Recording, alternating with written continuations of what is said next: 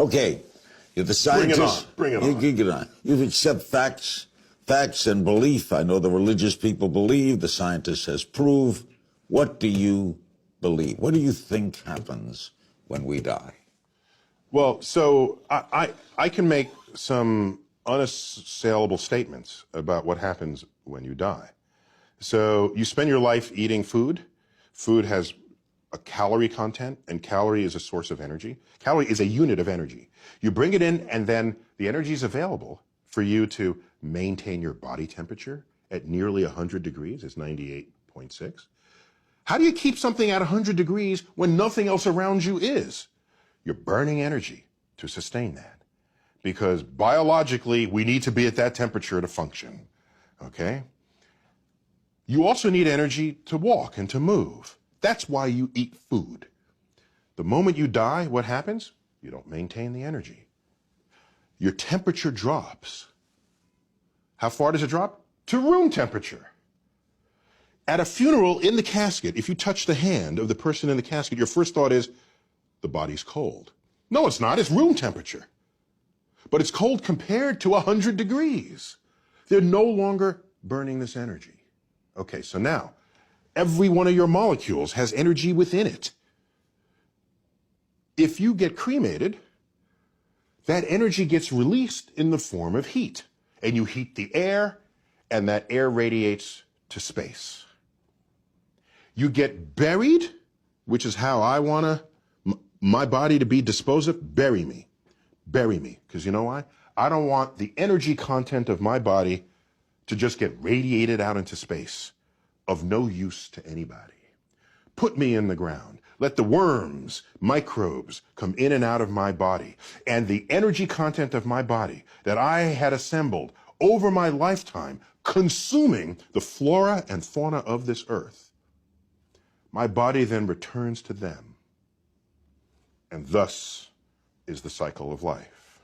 I know that's going to happen because you can measure where the energy goes. And that's how I want to go out. But you're not conscious, and that's for eternity, right? Yeah, there's no evidence that I have any consciousness of anything. And by the way, is that so weird? Did you have consciousness before you were born? Were you saying, how come I'm not on Earth? My gosh, I need to be on Earth. Or where am I? No, there's just the state of non-existence. Oh. And so I'm not given any reason. But now I am born. Okay. And I can't stand the thought of non-existence. See, I already have existence. I accept Okay, it is true. We fear death because we are born knowing only life. Right. I get that. However, I take another view, because I've been asked, if you could live forever, would you? Yes. Okay, we're done with the interview. Finish the sentence. Yes. No, okay, sure, that's an attractive idea. But the way I look at it is the knowledge that I'm going to die that creates the focus that I bring to being alive. The urgency of accomplishment, the need to express love now, not later. If we live forever, why ever even get out of bed in the morning? Because you always have tomorrow. That's not the kind of life I want to lead. But why? Don't you fear not being around? I fear living a life where I could have accomplished something and didn't. That's what I fear. I don't fear death. You don't fear the unknown? I love the unknown. I love the. You know what I want on my tombstone? My sister has this in her notes, because in case I can't tell anyone after I die. On my tombstone, a quote from Horace Mann, great educator. Be ashamed to die until you have scored some victory for humanity. That's what I want on my tombstone. But you don't fear or think about not being around? My great regret for not being around would be, it would be kind of cool to see my kids continue to grow. Don't you want to know that? Yeah, that'd be fun. I want to see what inventions would make life easier, what clever discoveries or innovations would arise out of the collective brainwork What do of you my think, species. What do you think when you see religious people, when you see popes or rabbis or people who fervently believe, the Billy Grahams of the world, who are sincere and wonderful people? Yeah, of course. Who actually may be delusional that they're gone somewhere? No, they're embedded in belief systems.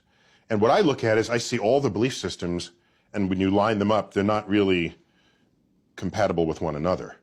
So whatever they're believing, it can't be a truth that applies to everybody, because other people believe what they do with no less fervor.